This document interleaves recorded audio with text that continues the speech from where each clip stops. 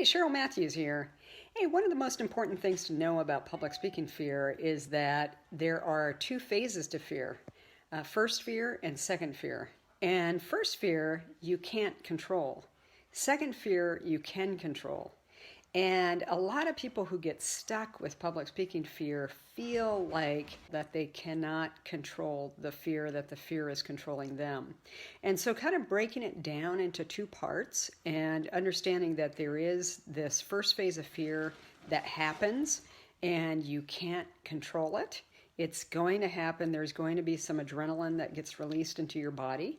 And that's why everyone has some fear of public speaking, because everyone gets that first shot of adrenaline into their body that causes these typical anxiety symptoms like sweating, trembling, voice quivering, all of those symptoms.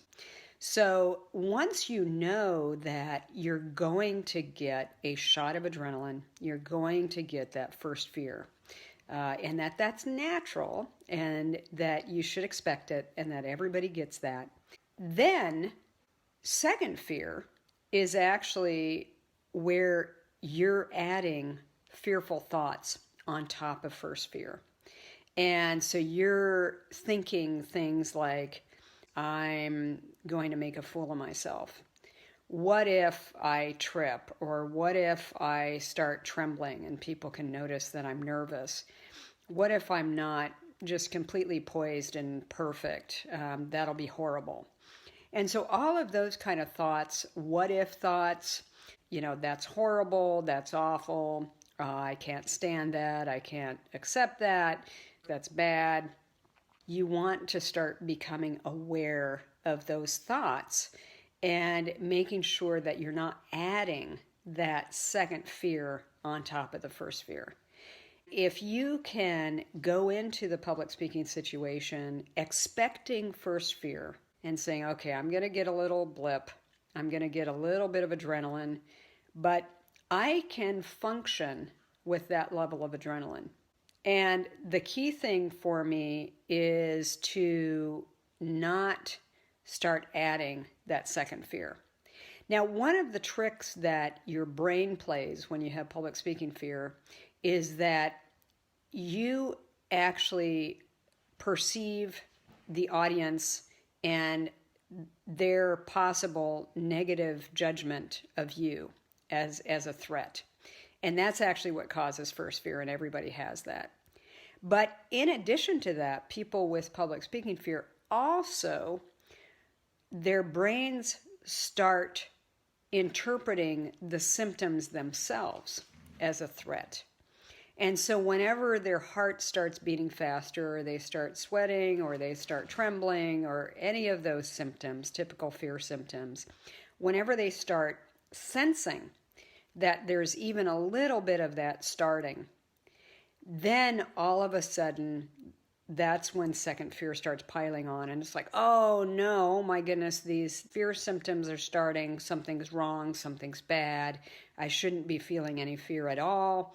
And I should be doing this perfectly and poised and relaxed, and something's wrong. I'm starting to get these fear symptoms. They're going to escalate. It's going to get out of control. This bad thing is going to happen. I'm going to make a fool of myself. Then it just escalates and you start getting more adrenaline in your body.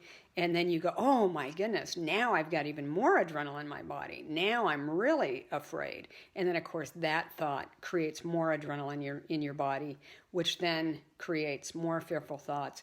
And it just gets into a cycle that completely escalates out of control.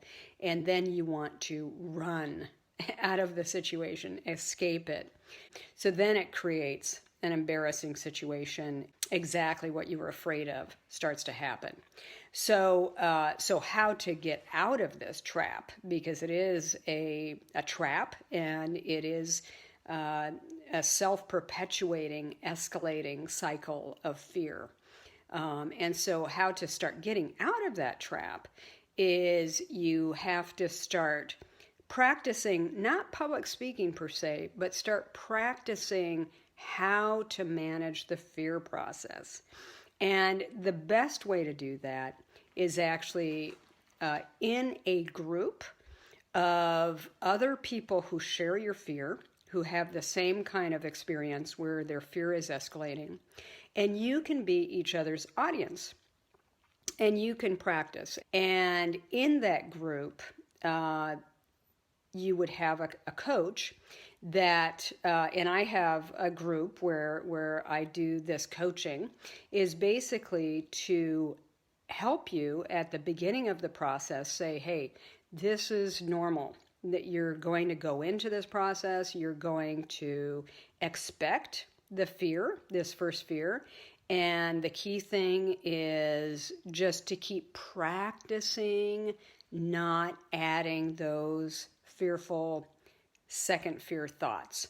So what we do in the group is we start identifying thoughts that you may be thinking that are adding to that second fear, and start helping you become aware of that process when first fear happens, and how you're starting to add second fear to it, and how you can start not adding that second fear to it, and thereby bringing the whole process into control so that you're controlling it.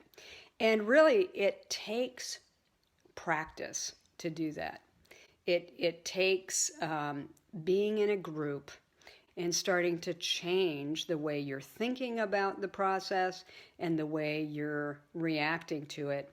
And the more you practice going through that fear process successfully, the more you start feeling confident that you can manage it. Typically, people with public speaking fear, their self-confidence starts going down because this is a situation that I don't know how to control, and it's controlling me. And that brings down your self-confidence.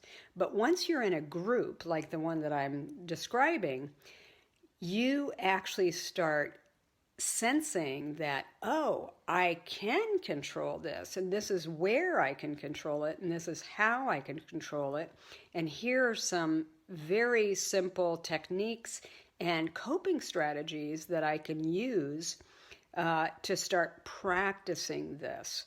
And the more you practice the fear process, the more that you start desensitizing your nervous system to the fear, so that it's not triggering an automatic fear response in the public speaking situation.